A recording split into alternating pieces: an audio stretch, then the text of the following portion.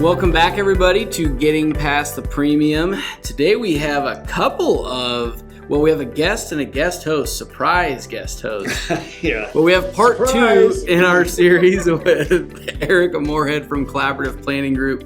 We're going to talk a lot today on the individual side. We focused in part 1 on the business owner side of what they do, and so we're going to focus a little bit on the individual side and the planning that goes along there. So enjoy the episode.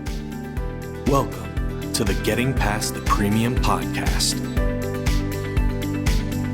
All right, well, welcome back for part 2. Yeah, thanks. We somehow picked up a straggler. It was the mojitos. Yeah, that's right. That's I right. needed somebody to come in and make them right. I get it. That's definitely accurate. Yep. So now you've made 2 drinks for the podcast. That's right. So, That's true. Well, we have Andy with us on part 2 with Eryka. He is a guest host now. Right. I've been a guest. Now I get to be a guest host. This is kind Man of of fun. a few talents. A few. That's good. All right. That's fair.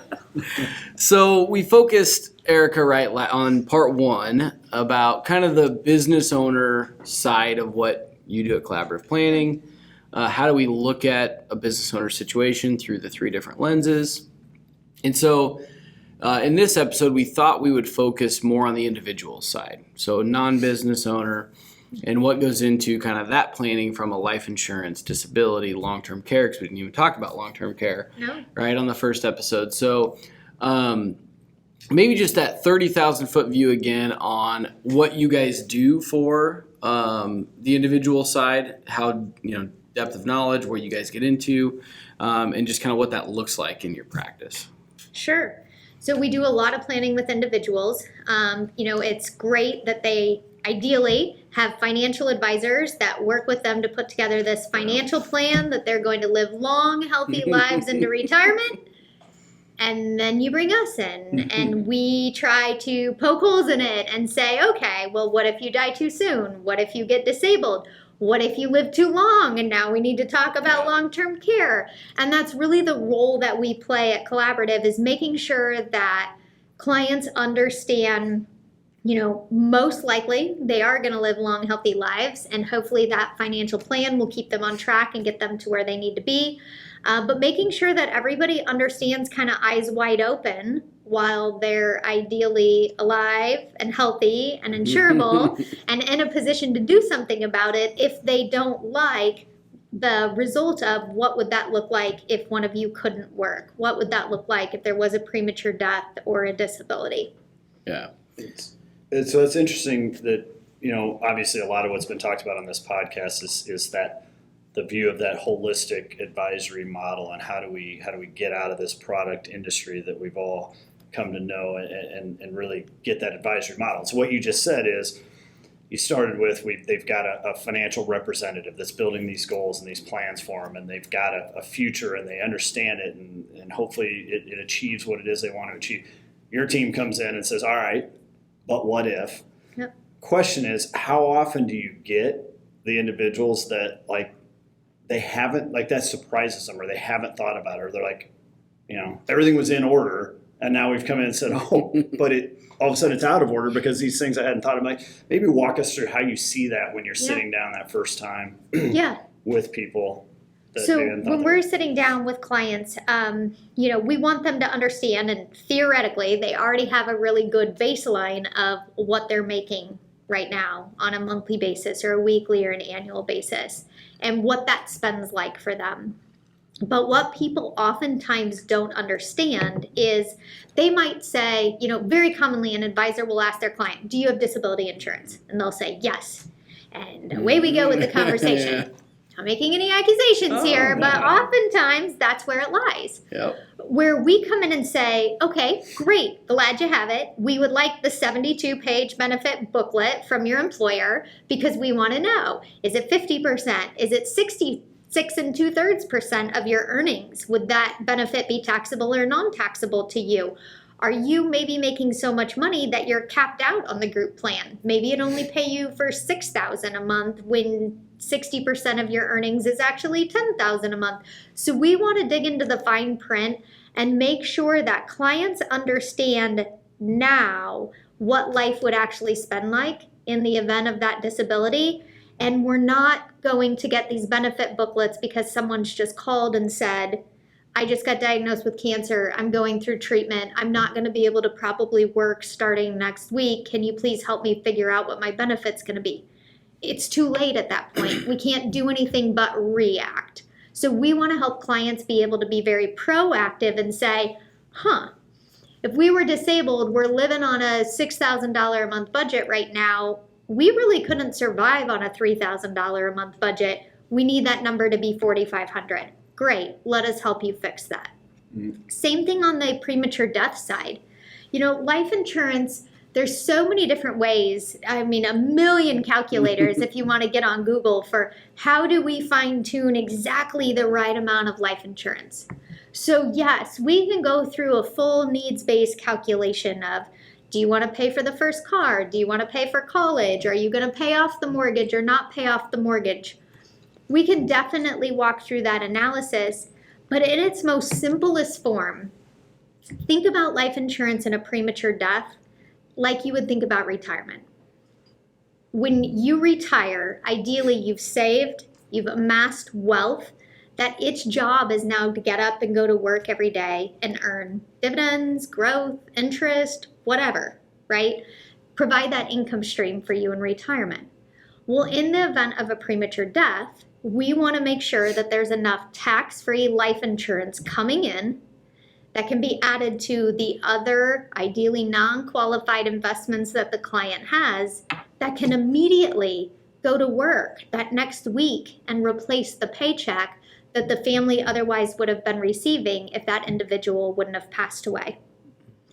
And so when we meet with clients and kind of help them understand, it is possible to have enough coverage, to make sure that your plan kind of self-completes in the event of a premature death. Because the situations that are really, really tough is when one spouse passes away, there's kids involved, and now we're not only dealing with losing mom or losing dad, but there's not enough money. So we're talking about having to move, which means a new neighborhood. It oftentimes means a new school and new friends, right when this family's world has been completely turned upside down. Yes.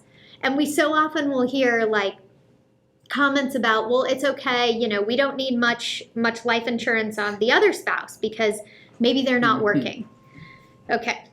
So we have 4 kids, and in the thick of it, when I was traveling a bunch for work, my husband was working at the hospital 50 hours a week, we had a full-time nanny, after-school care, a housekeeper, a lawn service.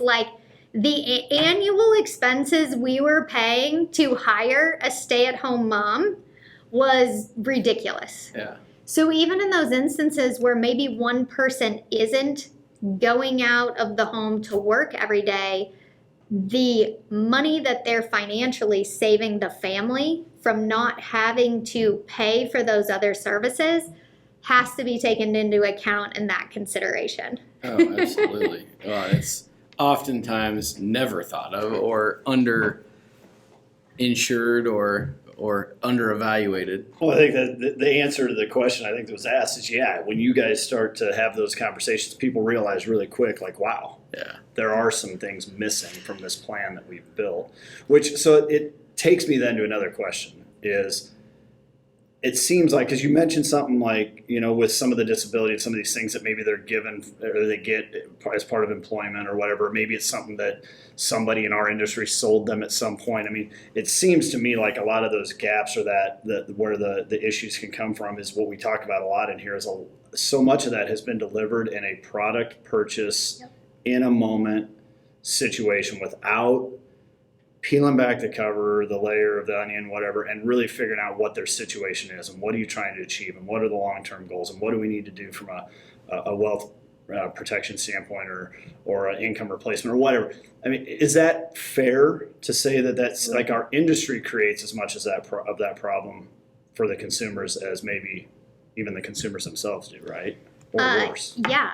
So let me go back in time, like 13, 14 years ago, not trying to date myself here. But when I originally entered this industry, within the first 6 months, I had a real estate license that I came to the industry with. I got all my securities and investment licenses and my insurance licenses, and I was ready to go. Now, mind you, my first 2 years in college were spent as an electronics engineering major, so I was a recovering analytic entering the financial services space.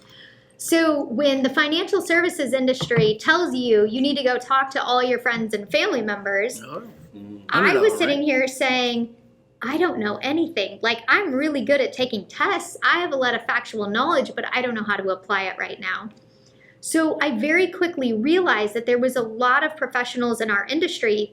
They'd talk to everybody, their friends, their family, whoever they saw at the golf course or the country club, and they always had a solution. They were selling a solution without understanding even the situation.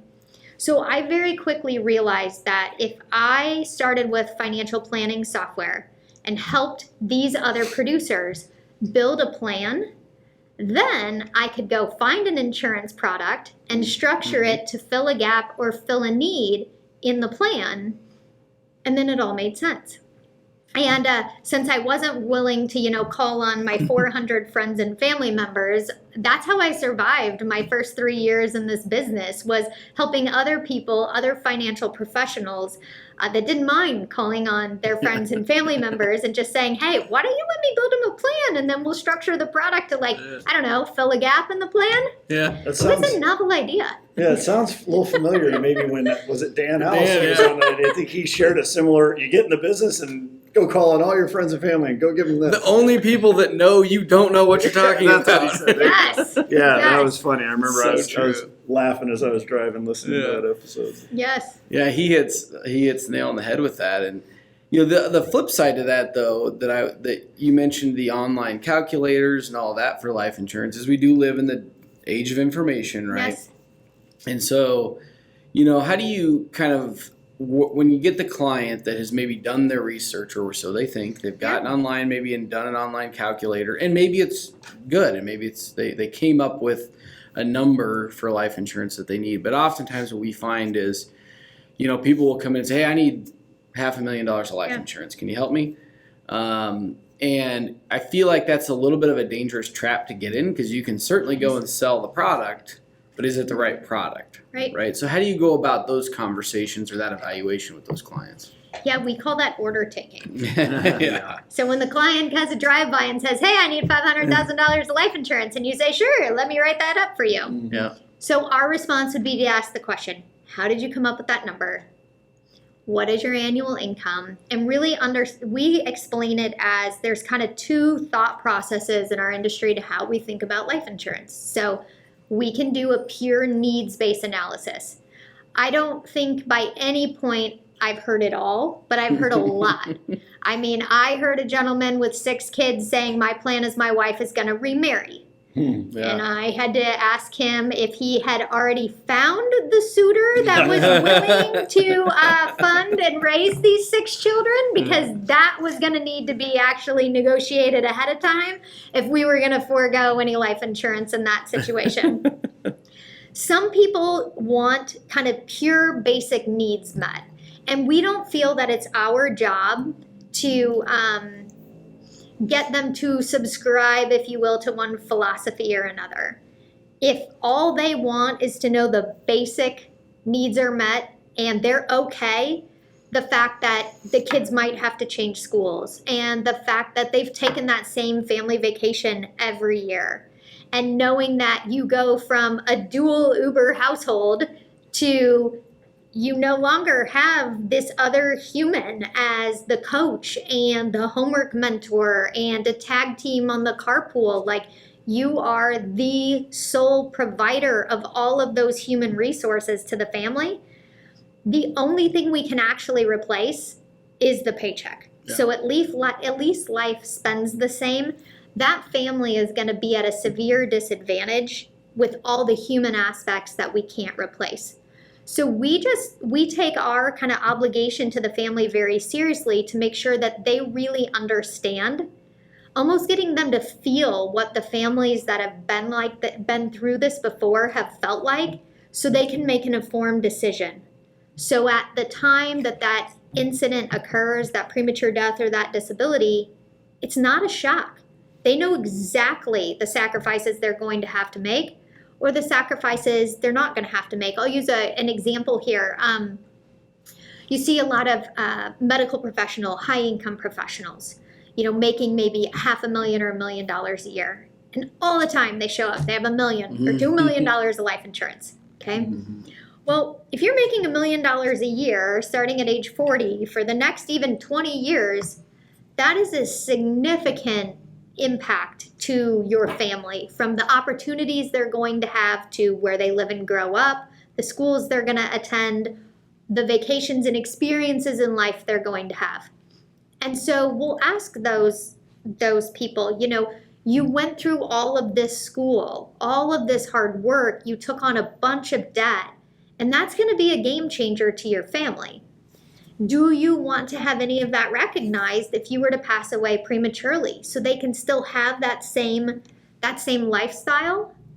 Or do you just want $1 million or $2 million of insurance because that's what you need to pay off, the student loans and the debt?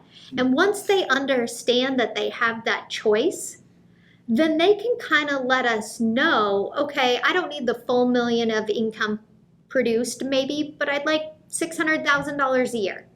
So that allows us then to go back to the financial advisor and say, hey, with what they have right now, if they died tomorrow, and that family needs to know that $600,000 a year of taxable income is coming in, how much tax-free life insurance do you need us to make sure is going to pour into this financial plan? Because it's you they're coming to get that paycheck from. It's not me. Yeah. So we're there to help you guys have the funds that you need to make sure that the client's expectations for lifestyle, continuation, what they're going to be able to do for their family if that event occurs, can actually happen. I feel like, go ahead. Well, in talking to you over a couple episodes here, and you can correct me if I'm wrong in this, but it seems like you try to put people in the situation a lot, right? So situational type questions, rather than just say how much life insurance do you need, a needs-based analysis, it's saying if this happens, what happens here? Is that fair to say? It is, and I'm actually going to totally switch gears on you to long-term care for a minute because I think this is a really great example.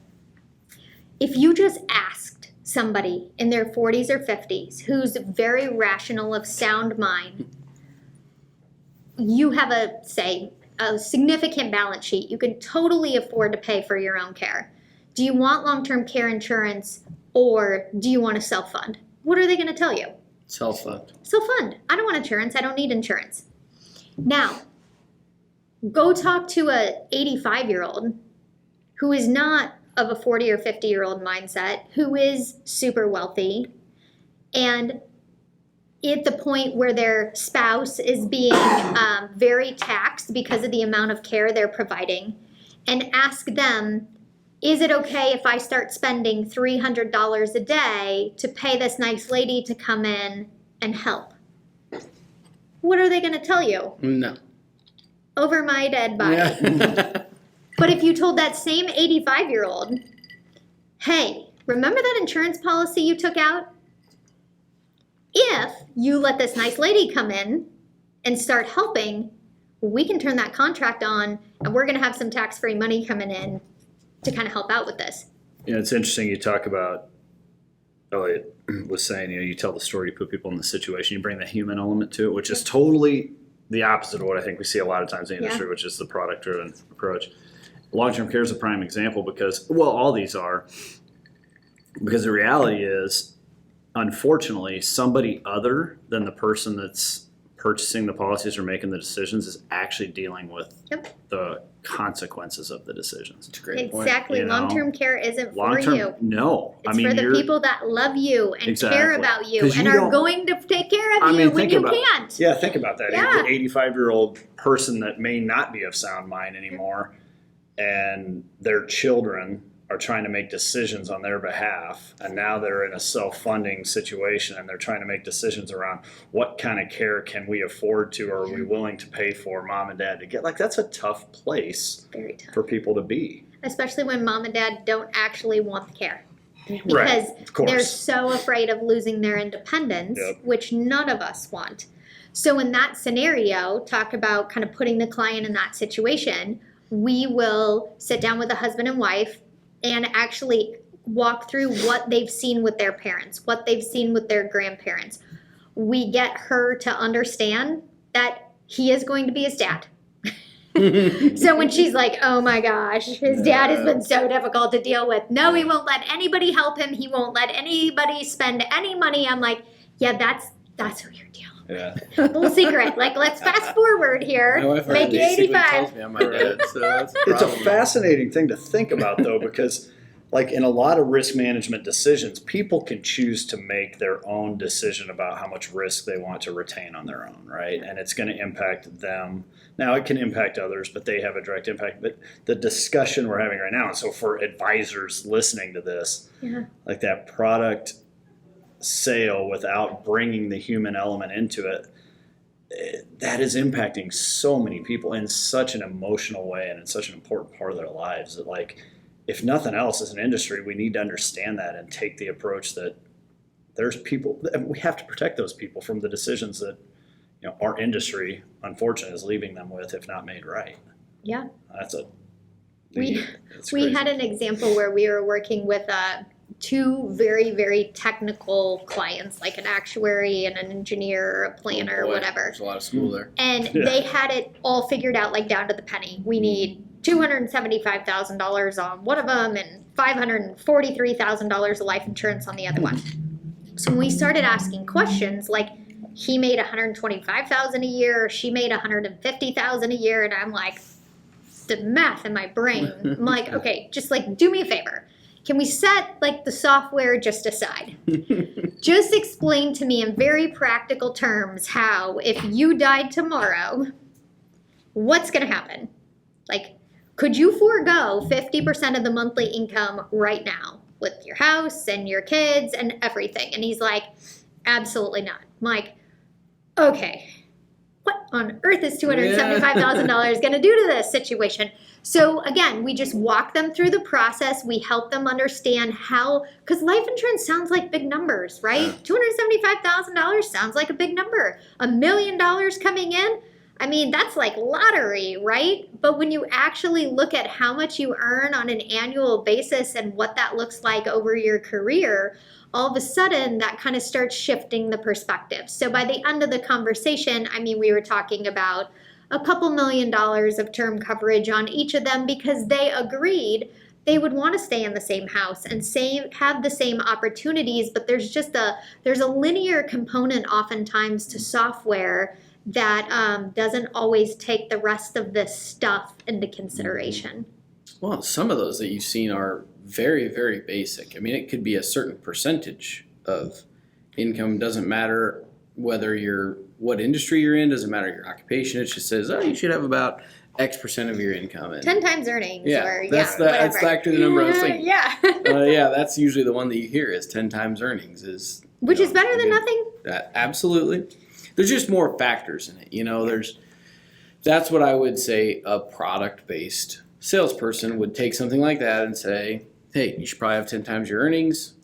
Here's a $2 million term policy or whatever.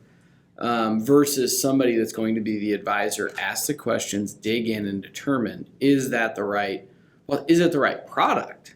You know, because we haven't even gotten into product selection at this We didn't point. need like episode 3. Yeah, which is like a whole rabbit hole we could go down. But I mean, that's a huge piece of it, right? Making sure that we're going to select the right product or products that are going to make sense in your life and your family's life and whatever you're going to do. Because that could be a combination, right? Right. And so I think that's what's the important part is there's a lot of information out there and our clients are accessing that information. And so we need to, though, understand what information have they accessed and is that the right way to look at it? And it could be, to your point, it's not our job to necessarily sell the client on a certain way of thinking. Right.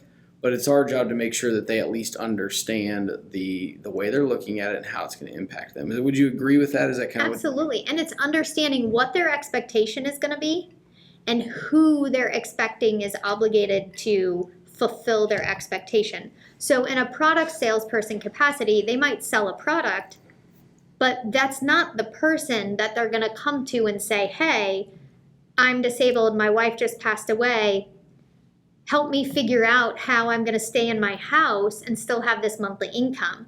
When you take on that advisor role, coming up with the right amount of insurance and making sure that expectations are set properly becomes so important, because the advisor is the person that they're going to come back to and say, okay, that just happened, we talked about it, you recommended this, tell me I'm okay. Tell me I'm staying in my house. Tell me my kids are staying in their school. Tell me I'm still going on my vacation. Tell me it's going to be okay. It's an interesting perspective to have as an advisor. Like, put yourself in that situation and say, am I going to be comfortable when they start calling me and saying, hey, am I okay because this just happened? And as the advisor, that's how you'll know that the recommendation was adequate. I mean, that's just it. And Elliot, something you said just a minute ago, I mean, they're not easy conversations to have. They're hard. The advisor in a consultative capacity has to ask tough questions, uncomfortable questions, strike up challenging conversations. It's a lot easier to go out and sling the product because they said, I think I need this, and I plugged it into a calculator. It's a lot harder to ask those hard questions and ultimately get to the results that somebody needs. But, I mean, that's what we owe our industry, frankly. Yeah. Totally. We're not doing our job. We're in the risk management industry as a whole, right? Right. Yeah, that's interesting. Well, that's awesome. I think that gives a lot of folks out there listening a lot of things to think about. And it was good. That means it's a good episode, right? I agree. So we will have more to come. Hopefully our actual host will be back next time. It'll certainly elevate the game. But no, it was fun. Thanks for coming in, giving us a lot of your time. And I hope everybody out there took a lot out of it. I know they did. So we will see everybody next week on the next episode. Cheers. Awesome. Cheers. Thank you. Cheers. Absolutely. It was fun.